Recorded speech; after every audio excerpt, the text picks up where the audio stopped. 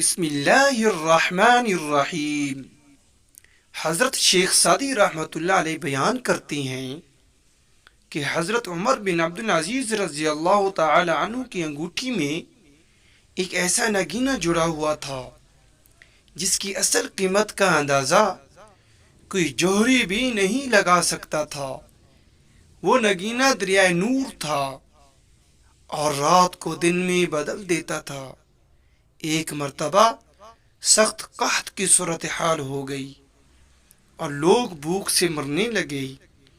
حضرت عمر بن عبدالعزیز رضی اللہ عنہ نے جب حالات کی سنگینی کا مشاہدہ کیا تو آپ رضی اللہ عنہ نے اپنی انگوٹھی کے اس نگینے کو لوگوں کی مدد کے لیے فروخت کر دیا اور اسے جو قیمت ملی اس سے اناج خرید کر لوگوں میں تقسیم فرما دیا۔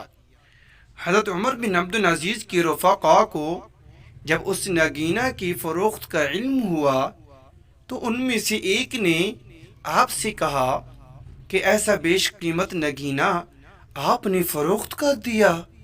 تو آپ رضی اللہ عنہ نے اس کی بات سن کر فرمایا کہ مجھے بھی وہ نگینہ بے حد پسند تھا، لیکن میں یہ کیسے گوارا کر لیتا کہ میری رعایا بھوک سے مر رہی ہو اور میں اتنا قیمتی نگینہ پہنے رکھوں۔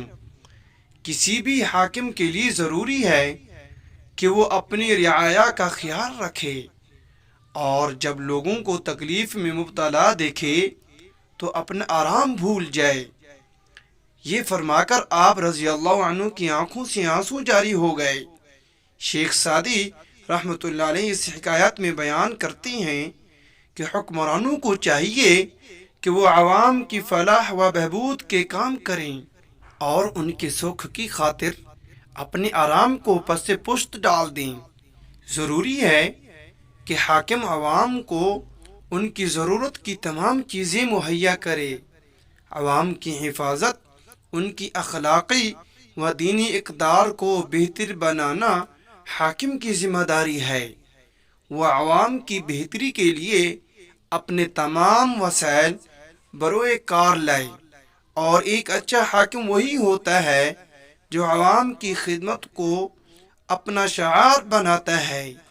اگر یہ ہماری ویڈیو اچھی لگے اس کو لائک، چینل کو سبسکرائب، ساتھ دیے گئے بیل آئیکن کے بٹن کو ضرور کلک کریں۔